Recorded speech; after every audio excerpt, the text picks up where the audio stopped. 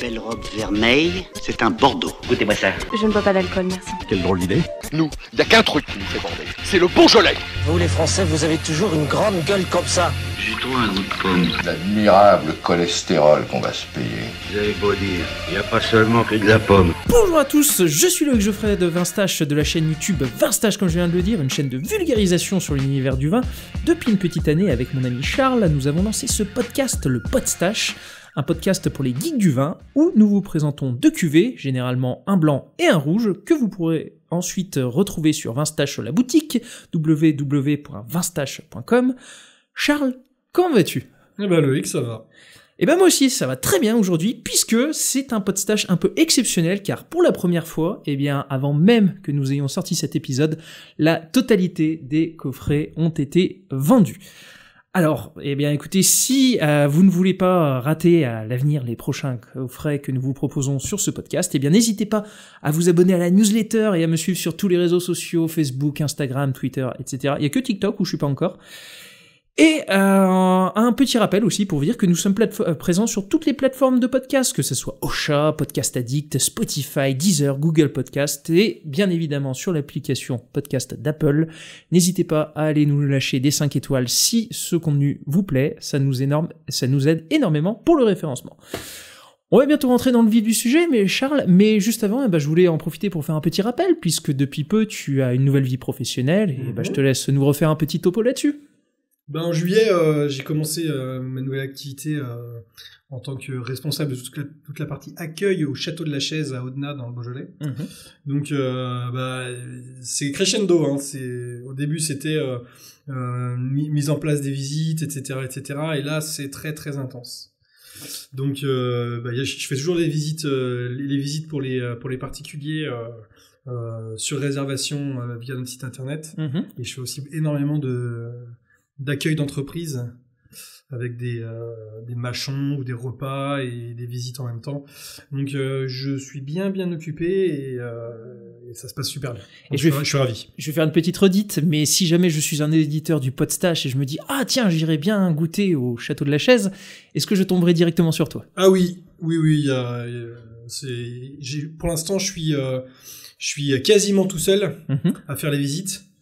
Donc il y a énormément de chances de tomber sur moi pour les dégustations. Et puis normalement, si je ne dis pas de bêtises, ton numéro de téléphone est disponible sur le site internet. Voilà, le numéro de portable qui est sur le site internet dans l'onglet nous rendre visite, c'est mon numéro de portable. Donc voilà, si on a vraiment envie de faire la dégustation avec toi même un samedi, il suffit juste de passer un petit coup de fil et de demander. Voilà. C'est juste alors les visites c'est à réserver sur internet. En revanche, pour juste la dégustation, donc ce qui est aussi possible, là il y a pas forcément besoin de réserver. En revanche, si par exemple je suis occupé avec une visite, je peux pas être là en même temps. Donc du coup, c'est quand même mieux de prévenir. Et au moins je peux dire là ça va pas être possible, ou là oui vous venez, il y a pas de problème. Éducation minimum. Voilà. Bref, est-ce qu'on va parler de Beaujolais aujourd'hui du coup ? Non, on va pas parler de Beaujolais, mais c'est pas grave, on va parler de plein d'autres choses sympathiques, comme d'habitude. Et parfait. Voilà, un blanc et un rouge. Voilà. Et écoute, du coup, je propose qu'on attaque directement, et puis on va commencer par le blanc. Ah non, mais pas du tout, je bois pas un verre de vin, je bois 6 verres de vin. Ça s'appelle de la dégustation, et c'est très classe. Goût layant, puissant en bouche, avec des arômes de framboise. Alors aujourd'hui, on a sélectionné en blanc un Crozes Hermitage blanc. Voilà, donc appellation qui est une grosse dominante de rouge à la base, 90% de rouge sont produits sur l'aire d'appellation. Aire d'appellation qui fait 1650 hectares, donc du coup que 10% de blanc. Alors les rouges c'est 100% Syrah. Enfin, on peut mettre du blanc dedans, mais oui, voilà. Je le disais déjà dans l'épisode de Cépage sorcier sur la Syrah. Il y a par exemple Saint-Joseph, je crois que on peut mettre jusqu'à 10%. Saint-Joseph, Crozes Hermitage c'est 15%. Ouais, mais grosso modo, on se permet le raccourci. Sachant qu'il y a très peu qui font vraiment les 15% de blanc, quoi. C'est quasiment tout le monde fait 100% Syrah. Donc je reviens. Voilà. Crozes Hermitage, c'est donc vallée du Rhône Nord. Donc on va dire que le début de l'appellation c'est Valence, la ville de Valence, et tout ce qui est au nord de Valence, dans le département de la Drôme, c'est l'appellation Crozes-Hermitage. Alors, il y a juste une petite entité de moins de 200 hectares qui est l'appellation Hermitage, qui est vraiment la colline de l'Hermitage, etc. Alors, le nom Crozes-Hermitage vient à la base d'un village qui s'appelle Crozes, qui est derrière cette fameuse colline, un peu plus au nord, qui, avec le temps, ont décidé, pour les vins, de rattacher le nom Hermitage au nom de la ville pour signifier que c'est dans la même région que cette colline de l'Hermitage, en gros. Et avec deux îlots, plutôt une vaste appellation, la partie sud qui doit représenter 85-80% des surfaces, la colline de l'Hermitage, et au nord de la colline de l'Hermitage, un petit îlot qui est assez spécifique. Ouais, alors moi j'en dirais même trois, mais je t'en prie. On a donc au nord de la colline de l'Hermitage, donc là où il y a le village de Crozes, au nord, c'est une partie granitique. Donc c'est des vins qui vont plus se rapprocher de Saint-Joseph que de Crozes-Hermitage au final. Voilà. Zone où il n'y a pas énormément de blanc, il y a vraiment quasiment que du rouge.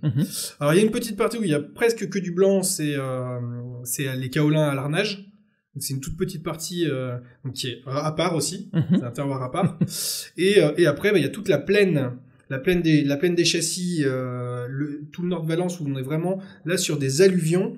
Donc c'est sédimentaire, donc c'est une base calcaire, mais on est en gros sur des galets roulés, sur des losses, donc un sol qui est apporté plutôt par les vents, voilà, et apporté aussi par les fleuves qui ont amené des pierres et qui ont été polies par le mouvement de l'eau.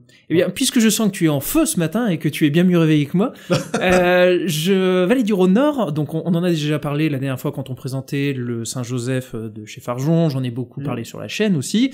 Beaucoup moins sur les blancs. Du coup, 2 cépages, enfin, même 3, donc 2 cépages. Marsanne, Roussanne et aussi éventuellement du Viognier, mais le Viognier, on en parlera soit une prochaine fois, soit sur l'Instache. Est-ce que tu peux nous présenter déjà les 2 cépages qui sont possibles dans l'appellation Crozes-Hermitage en blanc? Alors oui, Crozes-Hermitage, on parlait de Syrah pour les rouges. En blanc, il y a 2 cépages qui sont autorisés, c'est la Marsanne. Marsanne qui est principalement utilisée dans la vallée du Rhône-Nord. Et en deuxième, c'est la Roussanne, où là on en voit déjà un peu plus en France. Quelle est la différence entre les deux en termes de style? Alors la Marsanne va apporter de la rondeur, de la gourmandise, un côté très fruit. Voilà. La Roussanne va apporter un côté beaucoup plus puissant, beaucoup plus mielé. C'est assez différent, mais on va dire que ça fait des vins qui se ressemblent aussi en termes de style. Ouais. Voilà. Si on peut, ça n'a rien à voir avec un Riesling, par exemple. Ah oui. On va dire, voilà. On peut dire, un Riesling, c'est tendu, ça a des arômes un peu secondaires, on va dire. La Marsanne, ça va être rond, et ça va être des arômes primaires, donc des arômes de fruits. Ouais. Voilà. Donc, et la Roussanne, ça va être un peu pareil, sauf que on a ce côté un peu mielé, qui va différer un peu. Et la Roussanne aussi souvent qui apporte plus d'acidité. C'est quand on ouvre n'importe quel livre sur les cépages, que ce soit le Wine Grapes de Gentis Robinson, etc. Souvent, ce qui est mis en avant, c'est que la Marsanne, justement, ça va plutôt être sur beaucoup d'alcool, sur le gras, sur l'opulence, et que la Roussanne va venir et va apporter justement le peps, l'acidité, la tension, et que en général, les vins avec une part de Roussanne assez importante ont plus de garde que les Marsannes, même si, on va en parler, mais la cuvée du jour est 100% Marsanne, et d'expérience, on sait que ça vieillit plutôt bien, puisque le domaine que nous allons présenter était un domaine que tu vendais dans ton bar à vin. Oui. Et c'est même grâce à toi que je l'ai découvert, je vais pas, c'est pour ça que quand tu m'as dit que tu voulais travailler là-dessus, j'étais ravi. Donc, le domaine. Alors, c'est Philippe et Vincent Jaboulet. Donc, c'est un domaine qui a été créé il y a une quinzaine d'années. Je me permets de t'interrompre, puisque le nom de Jaboulet, normalement, devrait parler à nos auditeurs, et je pense que tu vas nous expliquer, mais il est important de faire... Je vais tout expliquer. Eh ben, allez. Donc, c'est un domaine qui a été créé il y a une quinzaine d'années, suite à la vente de la société Jaboulet Aîné, qui est une grande maison de la vallée du Rhône Nord, qui produit principalement du Gros Hermitage à la base, mais qui produit aussi toutes les autres appellations. Et cette entité Jaboulet aîné a été achetée début des années 2000 par la famille Frey. Donc du coup la famille à la base de Jaboulet a conservé une petite partie, enfin une zone familiale, on va dire, avec une petite partie de vigne, et a acheté aussi un domaine en parallèle. Alors je me rappelle plus de la vente du domaine Jaboulet aîné, mais voilà, il y a plusieurs millions. Donc ils ont pu réinvestir dans un autre domaine à côté. Oui, parce que la famille Frey, je connais pas personnellement Caroline, mais je connaissais très bien son ancien directeur commercial, un certain Maxime Hulins, avec lequel j'ai présenté ses champagnes. Et justement, oui, on parle d'une famille relativement aisée, qui possède aussi le château de la Lagune, troisième grand cru classé à Bordeaux, en 1855, qui possède des vignes en Suisse. Donc voilà, c'est une famille qui, plutôt aisée, dirons-nous, et qui effectivement a acquis les domaines Paul Jaboulet aîné. Et je suis en train de me perdre. Où est-ce que je voulais en venir? Je ne sais plus. Oui, effectivement, j'avais 12 ans quand Paul Jaboulet aîné a été vendu, donc j'avais pas forcément suivi ça de près. Et donc, eh bien, le domaine aujourd'hui, on a donc le père qui est Philippe. Attends. Oui. Oui, c'est ça. Le père qui était onologue de formation et qui était chef d'exploitation en gros du domaine Jaboulet aîné à l'époque. Et donc du coup à l'achat de la famille Frey, ça a été changement radical. Donc ça veut dire qu'ils ont pas mis dehors parce que c'était des accords, mais toutes les ressources qui étaient avant sont partis du domaine Jaboulet aîné pour faire d'autres expériences.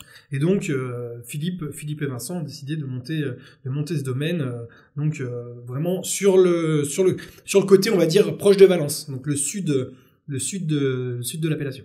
Qu'est-ce qui t'a amené à les sélectionner à l'époque dans ton bar à vin? Alors c'est une question de dégustation. Alors dans mon bar à vin, je sélectionnais que des produits que j'aimais. En gros, je goûtais et je disais ça c'est bien, j'en achète, ou ça c'est pas bien, j'en achète pas. Après c'est pour ça peut-être qu'il y avait des appellations où j'en avais plein, voilà, et des appellations où j'en avais moins.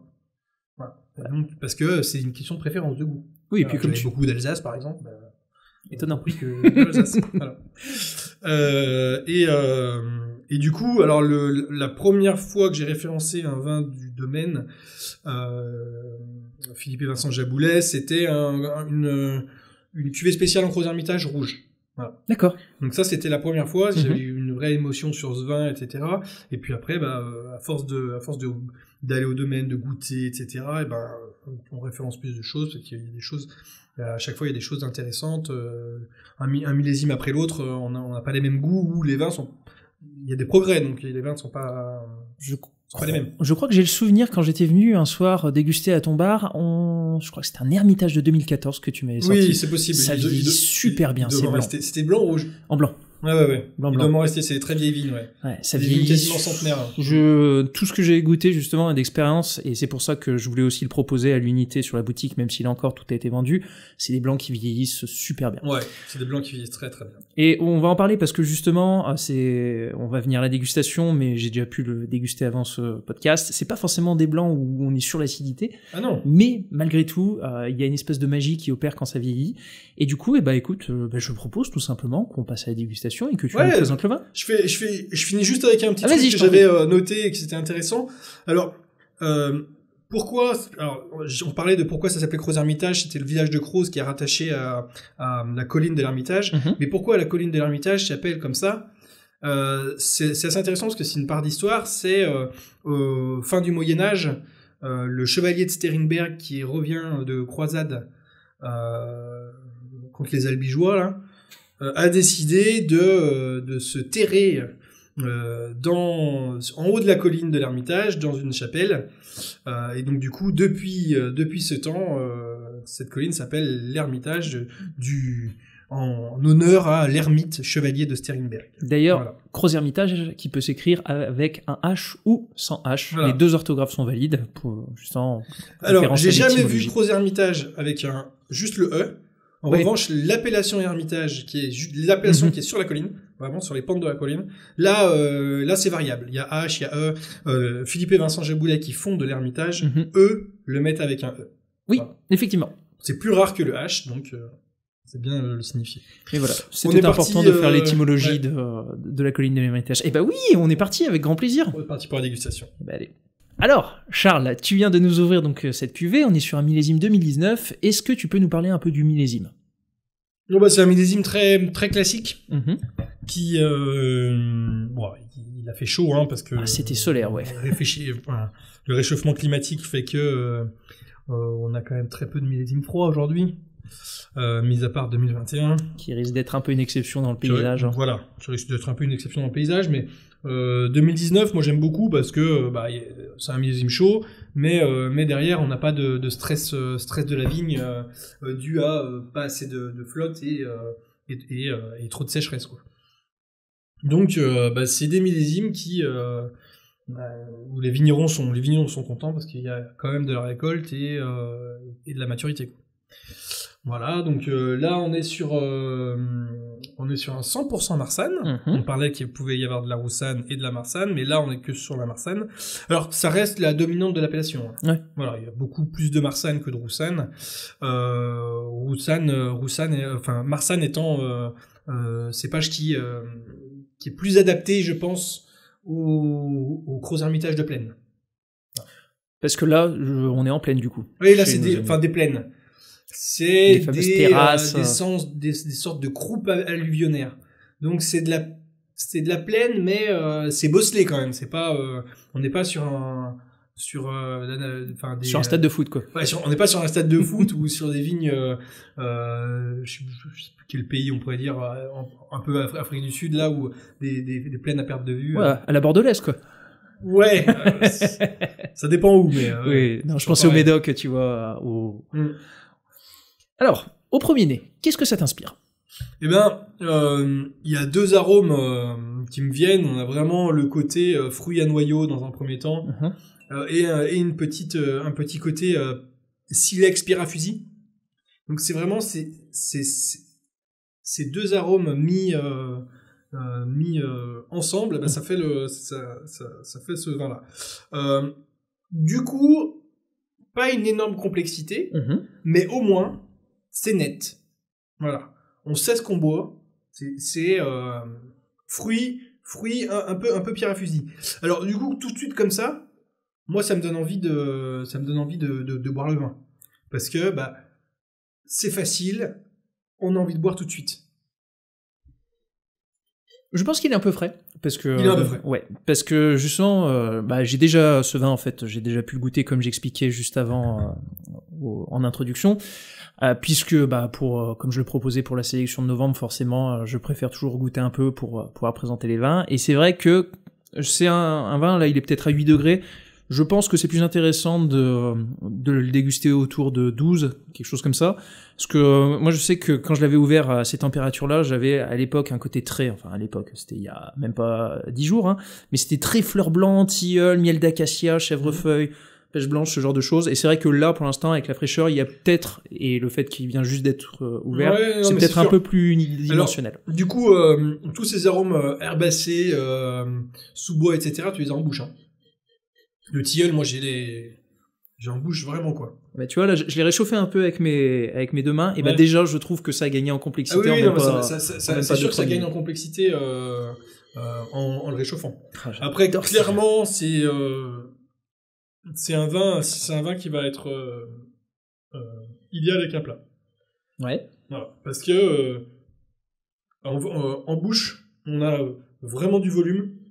On a une petite acidité. Donc vraiment, même sur comme c'est leur rentrée de gamme en blanc, même sur un Gros-Hermitage blanc d'entrée de gamme, on va dire. C'est puissant. Ah ouais. Il y a de la longueur en bouche, en bouche c'est complexe, etc. Donc je pense que le nez va vraiment se complexifier avec le réchauffement, mais c'est aussi intéressant de le boire froid comme ça. Après c'est vrai qu'en bouche, bon, on est en hiver, il fait un peu froid, etc. Ça réveille bien.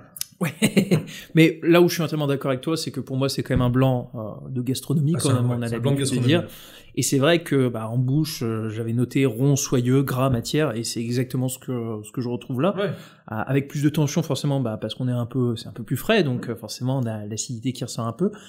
Et on est au mois de novembre, du coup parlons ripaille. Avec quoi est-ce que tu l'enverrais? Là on peut vraiment s'amuser. Alors moi le premier truc que je vois tout de suite c'est poisson en sauce. Voilà, un cendre. Voilà, cendre, beurre blanc. Voilà. Tu me dis ça à 9h30 après avoir pris un peu de blanc. Même pas obligé de faire un beurre blanc citronné. Ouais. On peut faire un beurre blanc. Oui, parce que le côté citronné, on le retrouve quand même, je trouve, dans le vin. Donc on va pas faire citron plus citron, etc. Mais voilà, un plat qui noble, on va dire, mais avec quand même de la puissance, du gras, etc.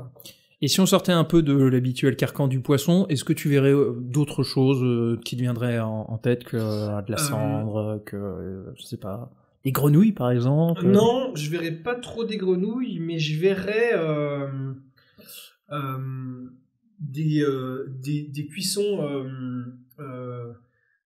J'ai vu ça à base d'épines de sapin. Une cuisson où on fait cramer des épines de sapin. Ah ouais? Ouais. D'accord, là tu m'en apprends une belle, j'avoue que... Une sorte de barbecue où on met des branches de sapin dans le barbecue. D'accord. Voilà, ça parfume, ça... Voilà. Et ça, en fait, le côté très herbacé, entre guillemets, du vin, pourrait se retrouver avec ce genre de plat. Là, c'est un peu j'ai mangé dans un restaurant à Lyon merveilleux qui s'appelle Rustique. Je fais la petite pub pour Maxime. Oui, tu m'en avais parlé en plus du Rustique. Voilà, qui fait justement un plat à base d'épines de sapin qui est fantastique, quoi. Et du coup, c'est ce genre de vin qui pourrait très bien aller avec ce genre de plat. Est-ce que tu penses que ça va gagner en complexité avec l'ouverture? Je pense que ça va gagner en complexité, surtout avec le réchauffement. Ça veut dire que c'est pas forcément parce qu'on va le laisser ouvert que ça va gagner en complexité, c'est juste parce que tu avais raison, c'était trop froid. Eh ben écoute, du coup, je propose qu'on lui laisse un peu de temps pour se réchauffer, et puis on le redéguste d'ici quelques minutes afin de voir ce que ça donne. C'est parti. Alors on est de retour donc sur le vin blanc, on lui a donné à peu près une vingtaine de minutes pour s'aérer. Quand tu remets le nez dedans, qu'est-ce que ça t'inspire? Est-ce que ça a évolué? Ça a changé un petit peu. Alors maintenant, ce qui est marrant, c'est un arôme que je sais pas si je l'ai déjà senti ou si j'en ai déjà si j'ai déjà formulé cet arôme précis. J'ai la meringue. Non, je crois que c'est la première fois que tu nous en parles dans le podcast. Dans le podcast, oui, c'est sûr, mais est-ce que j'en ai déjà parlé un jour dans dégustation? Je sais pas. Je sais, j'ai pas fait toutes les dégustations avec toi, mais meringue, c'est la première fois que je t'entends le mentionner en tout cas. C'est assez marrant parce que t'as le côté crémeux. Ouais. Mais c'est un crémeux un peu un peu cuit.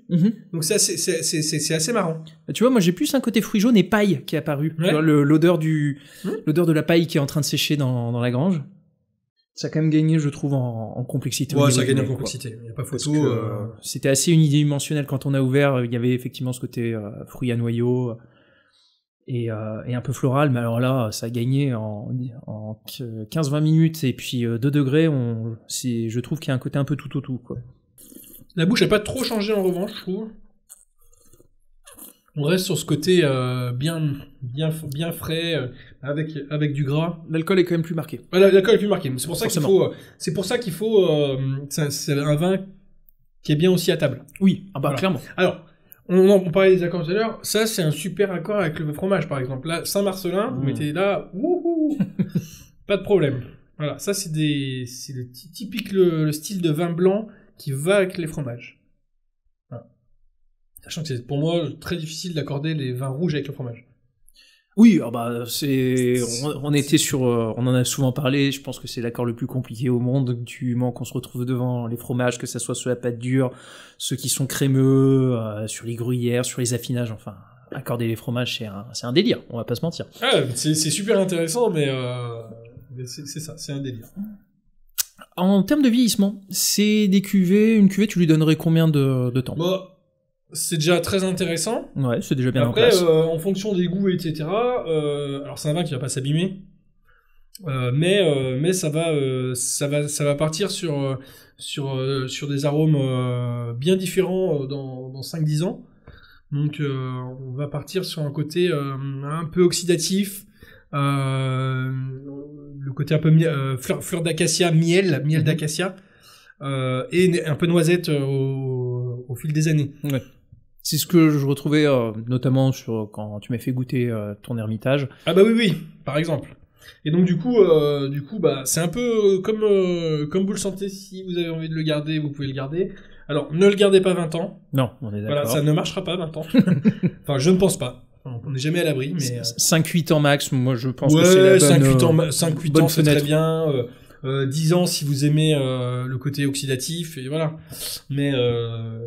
Mais c'est des vins qu'on peut garder un peu. À condition, et on le répétera toujours, ça, c'est sûr, d'avoir une vraie cave de vieillissement, puisque s'il est au garage l'hiver à 5 degrés et que l'été il est à 30... Ça va pas passer, ça. Non, ça va être compliqué. Ça va pas passer du tout. Ça va repartir en fermentation. Au bout de 2 ans, ouais, même pas, au bout de 2 ans, ça va cuire, ça va mieler, et ça va, en fait, on va perdre tout l'intérêt du vin. Le terroir, enfin, le travail du vigneron, ne va pas se sentir, du coup.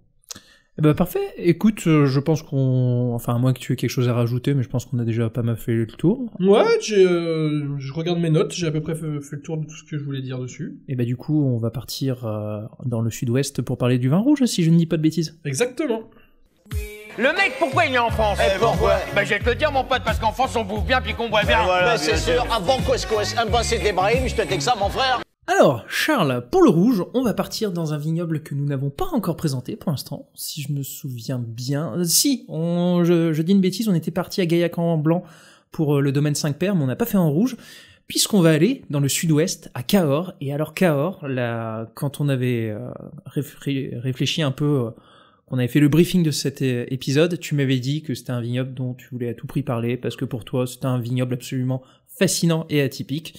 Du coup, pourquoi est-ce que tu voulais nous en parler, et pourquoi est-ce si atypique? Cahors, c'est à part, hein, c'est paumé au milieu de la France, on va dire. Pas tout à fait au milieu, mais pas loin. Je comprends. Voilà. C'est attaché au sud-ouest. Mm-hmm. Voilà. Si on regarde sur une carte, c'est vraiment le bout du sud-ouest. C'est une appellation qui est bordée par une rivière qui s'appelle le Lot. Donc c'est une toute petite rivière avec une circulation fluviale assez difficile. Oui, ça serpente assez. Voilà. Donc c'est déjà rien que pour ça, c'est atypique. Alors c'est une appellation qui est extrêmement vieille, qui était très présente au Moyen Âge déjà. Donc il n'y avait pas beaucoup de vignobles au Moyen Âge, donc c'est assez important. Qui a toujours été en concurrence avec Bordeaux. Voilà. Le Sud-Ouest a toujours été en concurrence avec le Bordeaux. Ouais, mais c'est vraiment surtout Cahors et Bordeaux c'est vraiment ces deux appellations qui ont été grosse rivalité. Voilà, grosse rivalité au Moyen Âge, Renaissance et même après la Renaissance jusqu'à Louis XVI. On a eu vraiment cette concurrence. Tantôt le roi préférait le Bordeaux, tantôt le Malbec, le Cahors avec son cépage emblématique, le Malbec. Voilà. Donc voilà, l'histoire important à l'époque, et le phylloxéra a quand même énormément changé la donne. Oui. Alors là, le phylloxéra a ravagé le vignoble de Cahors, et ils ont mis énormément de temps à s'en remettre. Ouais. Il y a eu aussi un gros coup de gel en 1956 qui a détruit 99% du vignoble. Ah oui. Voilà. Donc fin du 19e siècle, phylloxéra, tout le vignoble a été détruit. 1956, tout le vignoble a été détruit. Donc en gros, voilà, c'est à Cahors, on n'a quasiment pas de vigne de plus de 70 ans. D'ailleurs, imaginez ça. Si on en parlait en off, mais tu me disais que dans les années 70, l'appellation représentait combien d'hectares? Alors du coup, après 56, restructuration de l'appellation, les vignerons ont relancé timidement, on va dire, la production de vin. Et donc, du coup, en 1971, l'appellation ne faisait que 400 hectares. Que 400 hectares, c'est déjà pas mal, mais c'est déjà pas mal. Mais c'est pas. Je crois que ça fait la taille de Gevrey-Chambertin. Je crois que c'est 400 hectares. C'est à peu près ça dans l'idée. Donc la taille d'un petit village bourguignon sur un vignoble qui, par contre, Cahors, c'est l'aire d'appellation et des. Par rapport à la notoriété qu'il avait. Oui. Avant, donc les siècles d'avant. C'est minuscule. Ouais. Voilà. Alors aujourd'hui, on arrive à 3300 hectares. Alors ça fluctue un peu. C'est monté jusqu'à 4000 hectares. Mais aujourd'hui, 3300 hectares. Une grosse dominante de Malbec dans l'encépagement. Alors dans un vin en appellation Cahors doit contenir au minimum 70% de Malbec. Exactement. Et après, c'est des cépages entre guillemets améliorateurs. Alors c'est un peu dénigrer le Malbec parce que aujourd'hui, on va vous proposer un 100% Malbec. Pour moi, il fallait faire ça. Oui, parce que c'est un cépage dont je suis un fan absolu. On en reparlera. J'avais fait un épisode de cépage sorcier dessus où j'étais assez élogieux à son encontre. Et voilà, c'est très morcelé, c'est très étalé. Donc il y a 45 communes. Alors si on compare par exemple avec le Gros Hermitage d'avant, Gros Hermitage c'est 11 communes. Donc 45 communes, ça commence à faire bien. Ah oui, non, alors, c'est très étendu. Je me suis baladé il y a pas très longtemps dans l'appellation Cahors pour aller d'un bout à l'autre. C'est une expédition. Ouais. Voilà, c'est que des petites routes. On met 3 quarts d'heure à se déplacer d'un domaine à un autre. Donc voilà, c'est vraiment atypique. Et puis il n'y a pas de point de vue de l'appellation. On peut pas se rendre compte à un endroit de ce qu'est l'appellation Cahors. On fait les petits chemins et d'un coup on découvre un petit morceau. Ah tiens, il y a des vignes. Ah tiens, il y a des vignes. Ouais, ça fonctionne par îlot aussi. Ça fonctionne par entre guillemets îlot. Ouais. Donc voilà, c'est une appellation qui est assez compliquée à vraiment bien cerner. Et justement, en parlant de compliqué, tu me disais, quand je reviens un peu sur ce que je disais avant, mais en off, tu me disais qu'il fallait qu'on parle de Cahors parce que tu me disais c'était le seul vignoble où il n'y avait pas de fleuve. Oui, bah il y a mis à part le Lot. Oui. Mais en fait, c'est une rivière qui est tellement entre guillemets difficile à naviguer que ça a dû freiner au fil des années le côté commercial avant le développement industriel. Donc c'est vraiment atypique parce que toutes les autres régions, le Bordeaux, c'est la Garonne, le Rhône, la vallée du Rhône, la Loire, l'Alsace, le Rhin, pardon. Enfin, toutes les grandes régions ont leur grand fleuve. Voilà. Hormis peut-être la Bourgogne. Il y a la Saône, hein.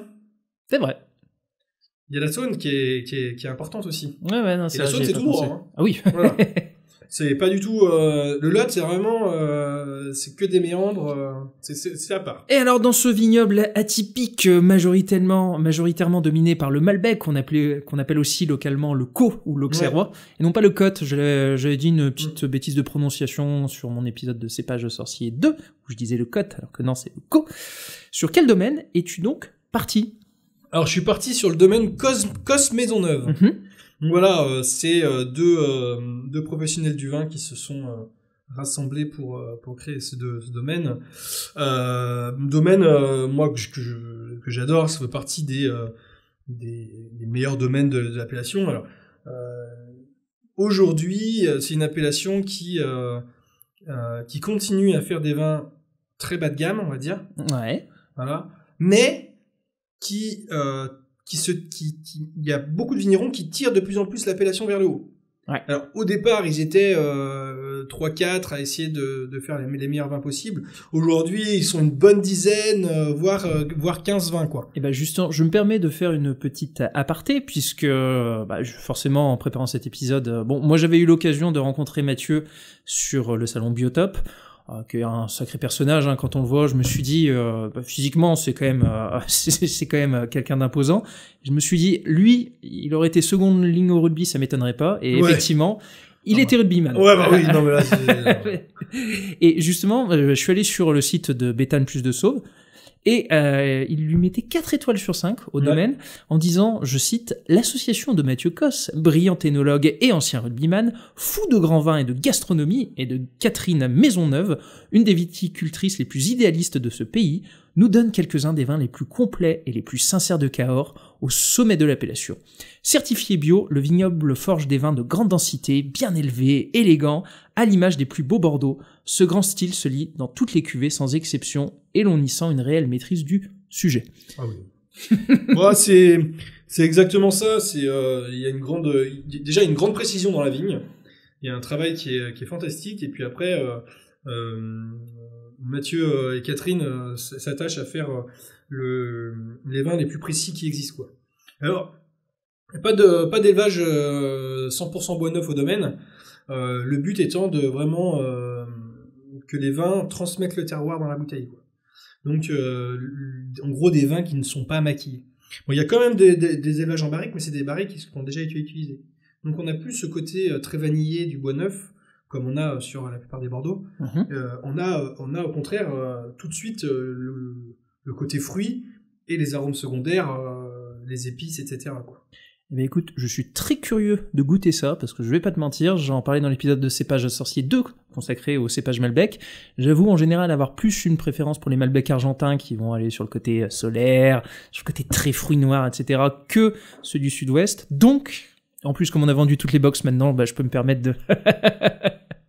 Je plaisante. Ah bah non, mais moi je me permets d'avoir un avis là-dessus, et bah écoute, j'ai hâte que tu nous fasses déguster ça. Allez.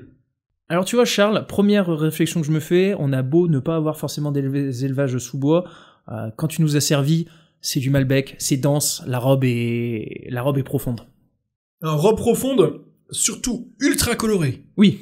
Voilà, c'est éclatant, quoi. Quand on tourne le verre, il reste une pellicule de couleur sur le verre qui ne part pas. Le verre est teinté. Ouais, c'est impressionnant, ultra teinturier. Voilà. Et donc là, faut vite laver le verre, parce que sinon, la couleur reste sur le verre. Hein. C'est assez impressionnant.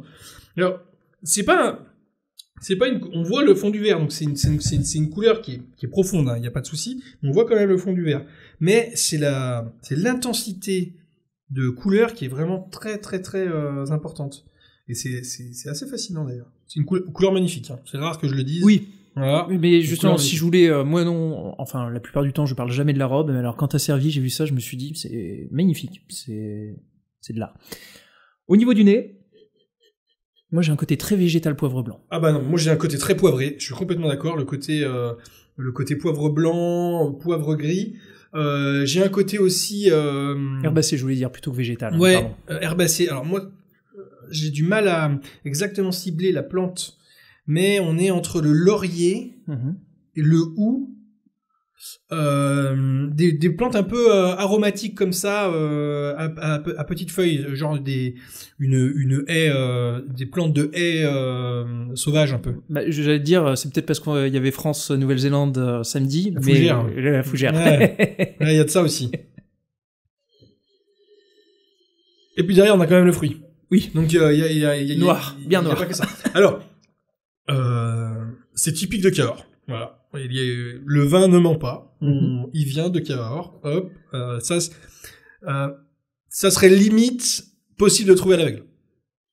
Oui. Tellement on pourrait stéréotyper un Cahors à ça. Voilà. Sachant que là... effectivement, je suis d'accord, de tout ce que j'ai pu goûter en Cahors, c'est très représentatif du style. Sachant que là, on a quand même un Cahors avec une bonne maturité et un bon travail. Donc on n'a pas des Cahors avec des défauts. N'achetez jamais un Cahors à 2 € en grande surface. Hein. C'est pas possible. En revanche, les grands Cahors, ça rigole pas, quoi. Alors, c'est l'entrée de gamme du domaine. L'entrée de gamme du domaine, vous pouvez la garder 20 ans. Hein. Y a pas de problème.